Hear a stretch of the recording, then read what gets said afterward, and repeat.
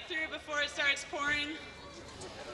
My name is Sarah Moody. I'm here with Blue Skies Campaign. So we are here today celebrating Earth Week. And we are also recognizing that we can't have one day a year that we take care of the Earth, or 1 week. That this has to be an everyday event. Margaret Flowers and Jill Stein had an excellent interview on Bill Moyers, and they said all you need is 3.5% of the population to become actively engaged to enact change. 3.5%. That's it. That means you matter. Your voice matters, and what you do today and tomorrow matters. So one way you can become more engaged is to join one of the awesome groups that help sponsor this event. We have about 10 groups here in Missoula and 70 businesses and organizations across the entire state. So we have rallies in 13 different counties in Montana today. Pretty awesome. Go Montana. Big thanks to our volunteers. We had lots of people calling, making all sorts of phone banks, making posters, helping set up the rally today. Big thanks to them, and thanks to the Little Smokies, who hopefully, if it doesn't downpour, will be playing after.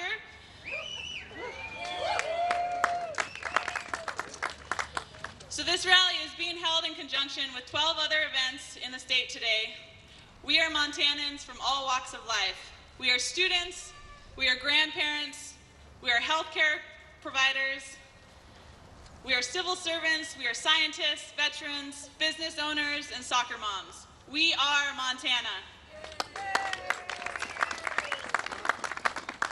We are here today to send a message to our state and federal decision makers that they must do everything within their power to reduce greenhouse gases and to reduce fossil fuel development. We must be led to a new clean energy economy through energy conservation, efficiency, and renewables. We want clean energy, and we want it now.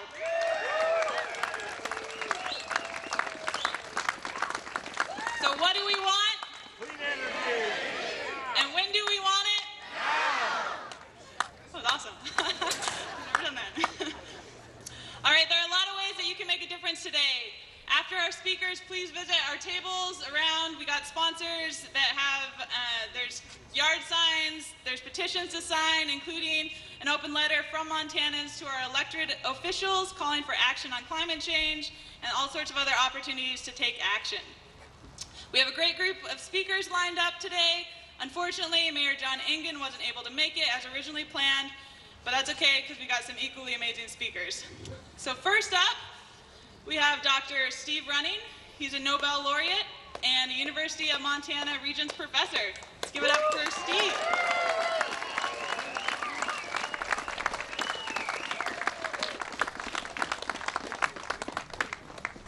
Well, good afternoon. This seems pretty warm to me out here, doesn't it? No, okay. I think what I want to do is just reiterate a little bit of how we as scientists have come to the conclusions that we have that are, I think, important to what this event is about. And probably most of you know that the latest Intergovernmental Panel Climate Change report has come out over the last 6 months. 3 separate reports. This is the group that I worked with. And the science is absolutely airtight, and we all know that. And what I find with the people that talk to me is they say, well, okay, the science is airtight, but what should we go do? The job is so immense, we just don't know where to start. And what I say in reply is I think all of us individually have already started in some of our own personal lifestyle choices. But at a societal level, what should be the highest priority? And I study the global carbon cycle. That's my part of this Earth system science. And for us, it's absolutely clear. The single biggest emitter on Earth is burning coal for electric power. And so let's start there.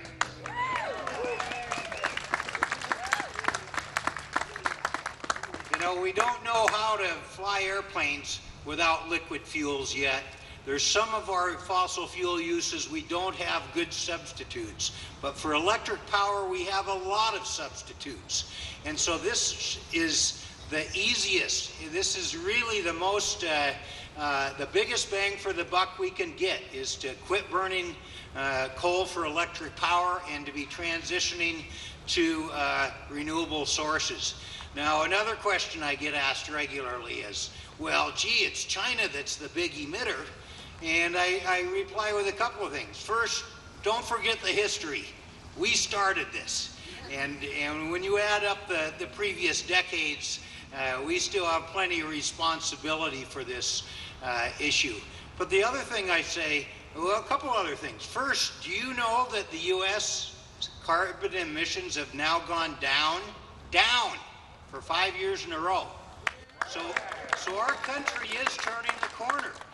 Most people don't realize this, but 5 years in a row now, we've started to level off and turn down. That's the first good news. The second news that I hope becomes good is that China has the foresight to have 5-year national plans. Can you imagine that? A country that plans ahead for 5 years? It's unheard of. And in their last 5-year national plan that they've just announced in the last 6 months, they explicitly say that they intend to quit importing coal.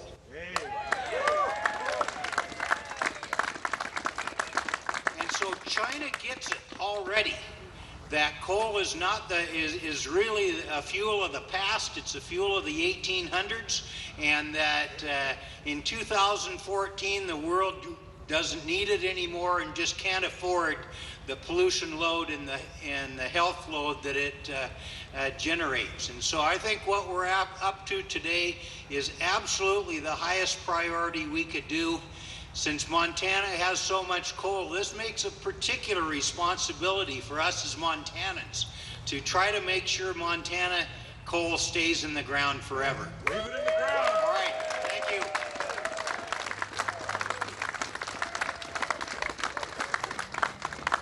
Thanks, Steve. All right, next we have David Wanzenreed. He's our state senator from Missoula. He's one of the strongest supporters of environmental causes in the legislature, and he was the first of our Missoula legislators to call for public hearings on coal export projects in Missoula. Let's give it up for David.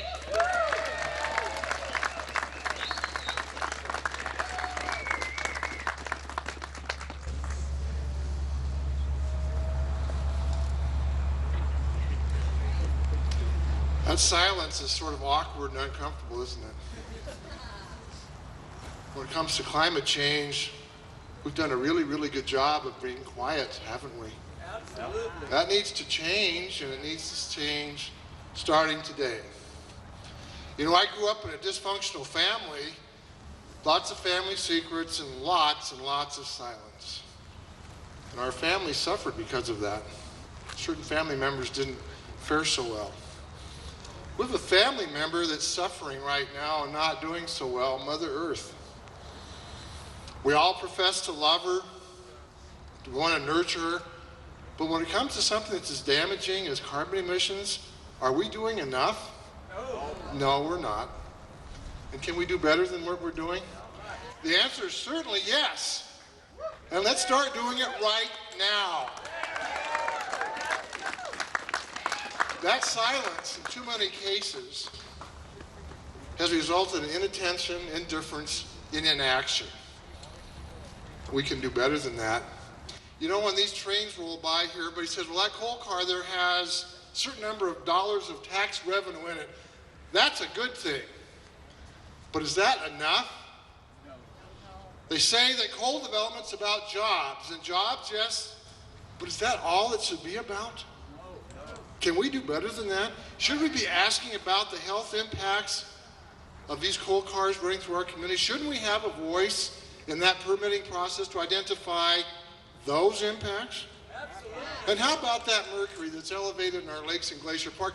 Where do you think that's coming from? Coal! Not in the United States probably, but from the plumes from China. Can we do better than that? Yeah? You know, if we'd done a better job when we were developing the richest hill on earth many, many years ago, we wouldn't have spent all the money we had to spend cleaning up the toxic time bomb behind Bonder Dam. You know what? We may not be able to fix the damage done to our climate at any cost. The inattention is robbing not us, but all of the future generations the ability to have jobs and tax revenue. We need to do better than that, and we can, and we must. Not going to happen. That eerie silence that's out there needs to change. That doesn't mean in your face. It means listening to one another and finding that elusive common ground. In Helena, we have done precious little in the legislature about climate change, global warming, whatever you want to call it. 2005 was a milestone. We passed the Renewable Energy Portfolio Standard. And guess what? Instead of strengthening it, some people want to get rid of it completely or weaken it. I say we need to strengthen it. We need to do more with renewables. And with your help, enlisting those people that have these horrible proposals, maybe we can just neutralize them at best. And hopefully we can turn them around and then become advocates. We're all in this together. They all need to recognize we have a common future if we choose it. It could be one that we don't depend upon fossil fuels if we choose to. We could be locked in the past if we choose to do that. We can do better, and I want to encourage every single person here to do something starting today and take the time to do it throughout the next year. We can't just say we want to be good stewards and take care of Mother Earth. We need to get rid of the silence to truly be a good family member. Don't you agree? Yeah. Let's start doing that today. Thank you.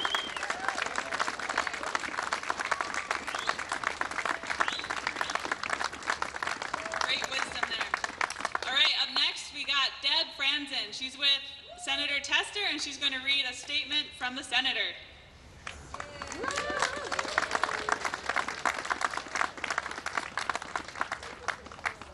Thank you.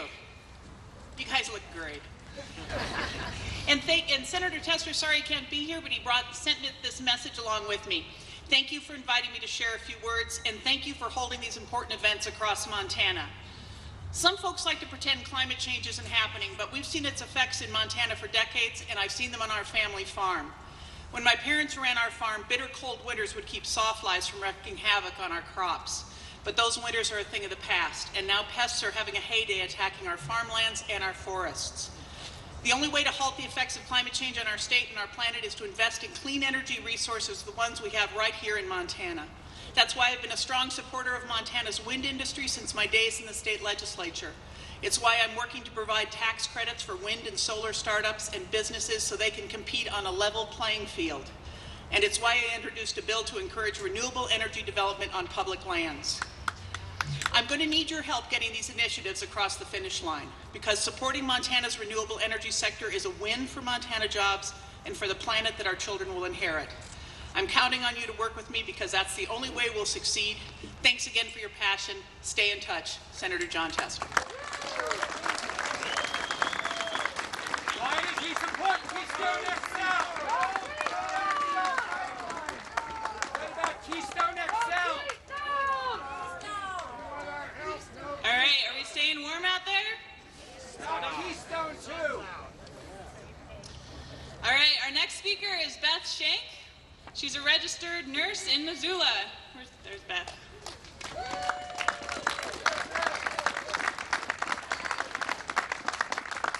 Thank you so much, and nice to see you all today. Thanks for coming out. I am assuming, so I'm going to check something. I'm assuming that by now, everyone here at least is quite aware of the health impacts of climate change. So let me ask a few questions. How many are aware of increased respiratory diseases?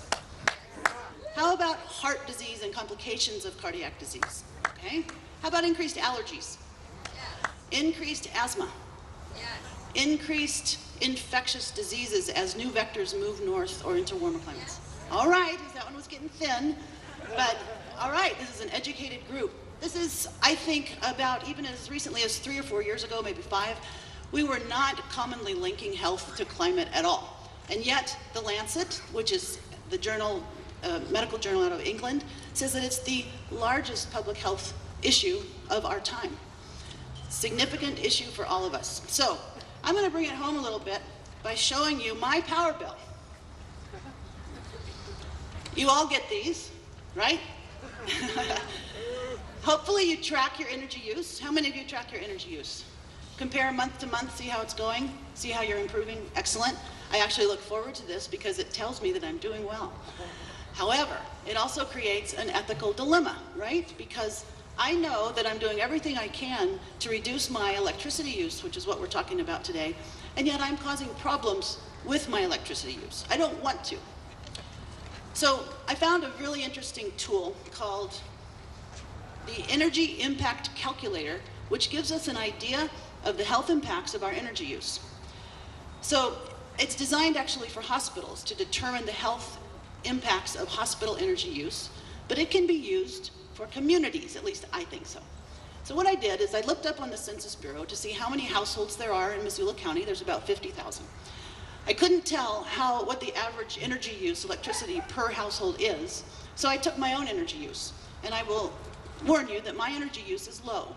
My energy costs, my electricity cost per month is $8 to $10.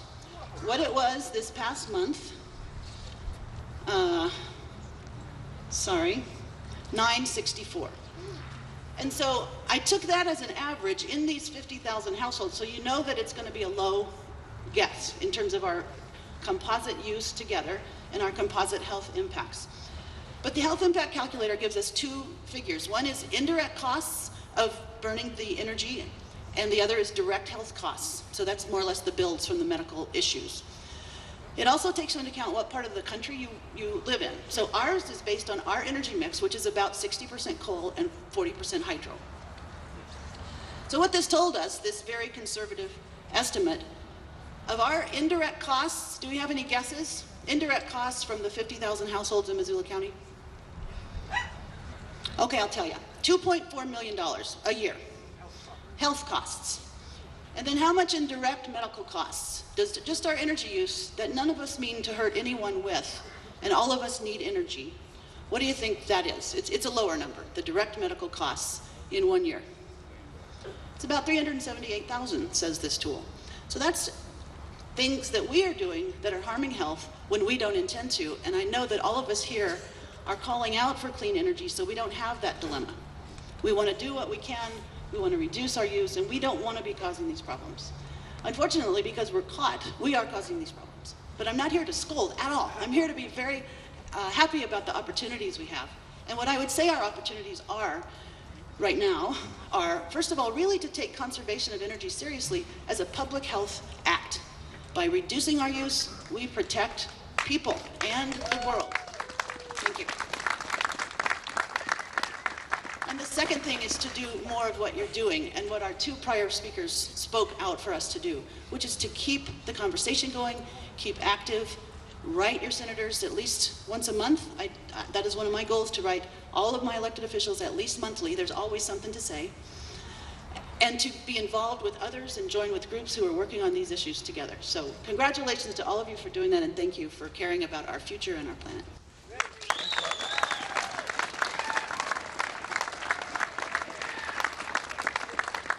Thank you, Beth. Lastly, we have Dr. George Price. He's a UM professor of Native American Studies and African American Studies, and an organizer with Indian Peoples Action.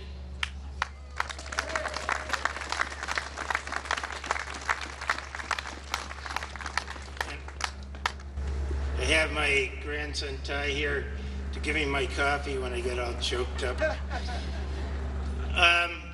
First, I'd like to comment on the decreased U.S. emissions. I'd heard that statistic too, and I wonder if it takes into account all of the activity up in Canada, in Alberta, the tar sands emissions in the productions up there, all of the U.S. industry around the world. There's just emissions right here in our own backyard. The world is the universal backyard. I meant to begin saying, Wanayuk, be well and be in balance, live in balance. That's in my ancestral language, Wampanoag of Massachusetts. I'm a historian and a student of history and culture, indigenous peoples, and this world that I found myself born into and that I have long sought to escape from, this thing called Western civilization or industrial technological society. And so my perspective, which is an indigenous perspective, as we are today, as we've come to be under the circumstances, one of many indigenous perspectives too.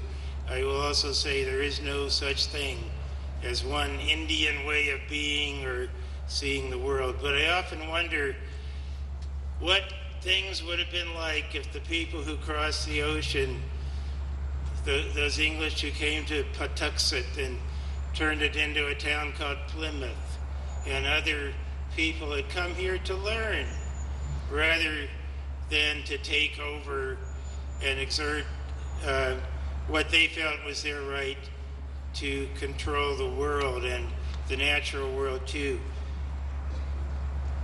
So I'm going to talk about a way of seeing the world that I find problematic, and as a climate solution, going beyond what I would call the Band-Aid approach, attacking every little symptom out there. We're stopping the megalodes briefly.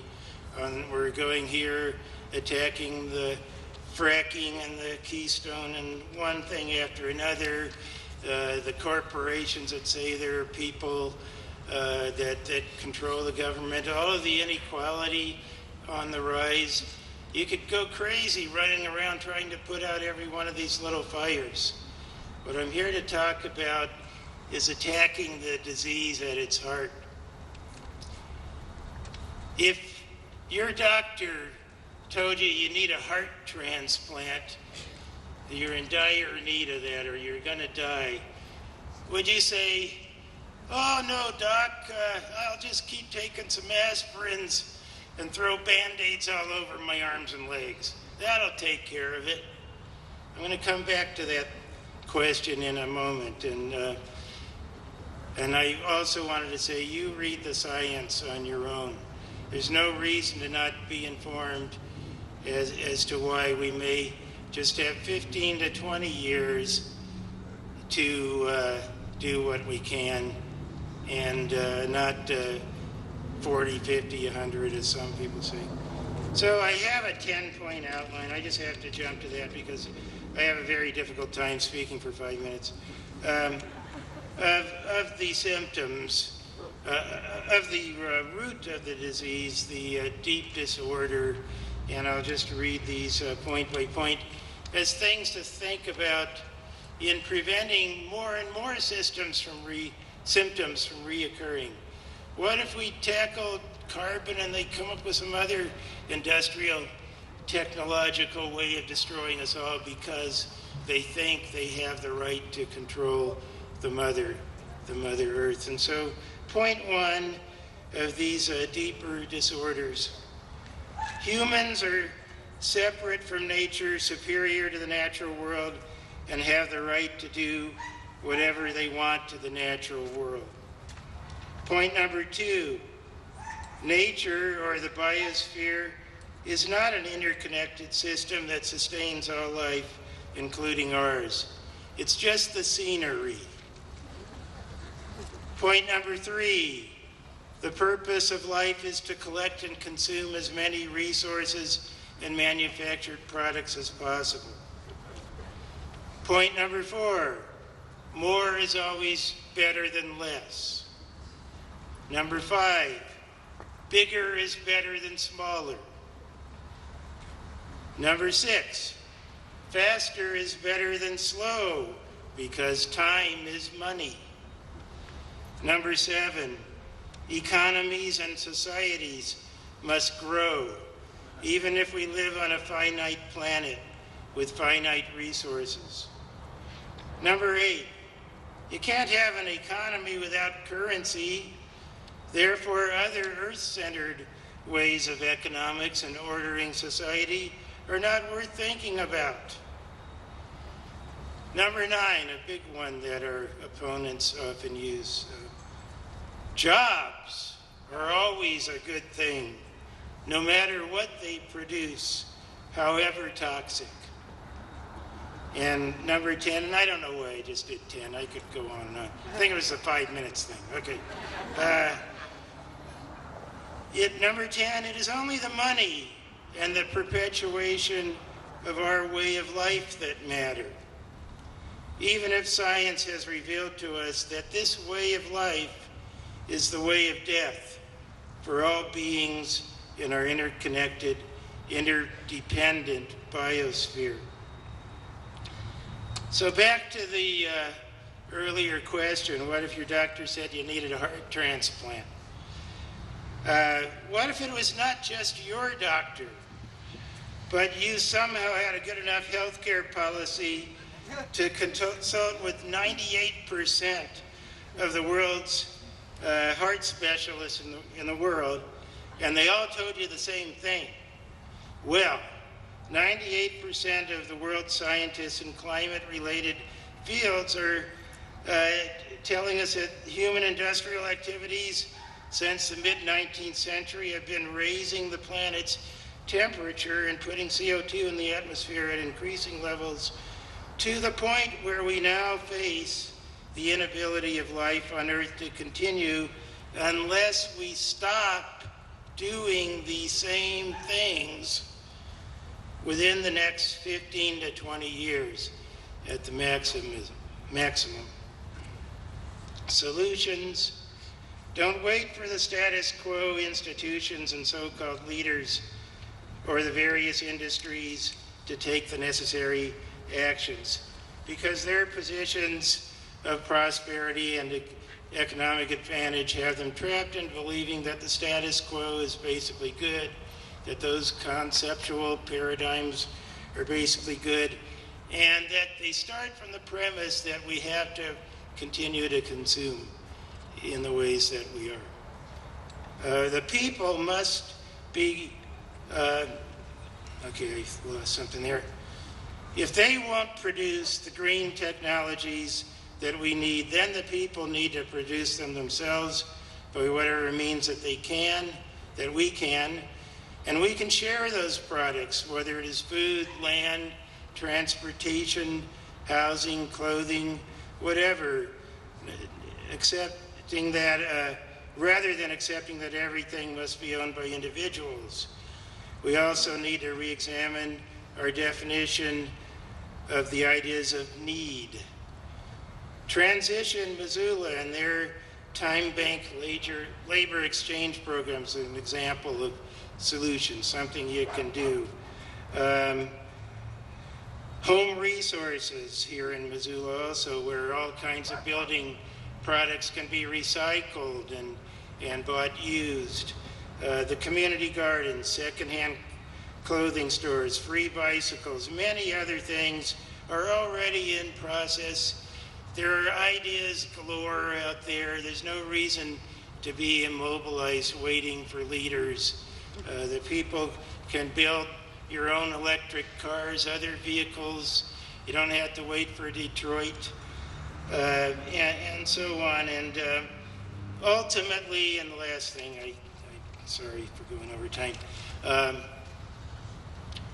If we do all those things, put in an alternative economy, an alternative way of life into place, we can then boycott the death machine, the other destructive way of being, you know. It has to start somewhere, and we can shut the machine down if we put the alternatives into place. Thank you for your patience with me and my lack of ability to keep time.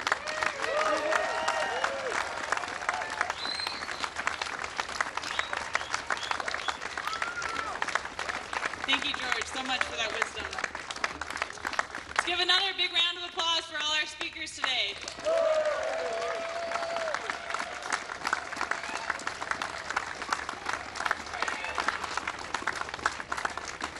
Let's try another call and response here. What do we want? Clean energy. When do we want it? Now. What do we want? Clean energy. When do we want it? Now. Awesome. All right, so now's the time where you take out your iPhones, which this is not one of them, but apparently people tweet. So if you use Twitter, there's one important way that you can take action right now. I like that action. We can send a quick message on Twitter to Governor Steve Bullock asking him to support climate solutions, address it to @GovernorBullock, and make sure to include the hashtag Montana or MT Climate Solutions. Apparently we have people all over the state sending messages today to Governor Bullock. So do that if you have a smartphone. All right, so that wraps up our speaker portion of the event. I am pretty excited about our next part. We have the Little Smokies are going to put on a little show for us. Stick around, mingle, go visit the information tables. There's some awesome yard signs. Blue Skies campaign is given out. Also, you can check out Little Smokies, the little trio. 3 of them are playing tonight at the Top Hat from 6 to 8 if you want to check that out. And then they'll be playing First Friday in the Old Post, in the Old Post parking lot. So check them out. Thank you, everyone, for coming. You matter. Let's give it up for Old Smoky, or Little Smoky, excuse me.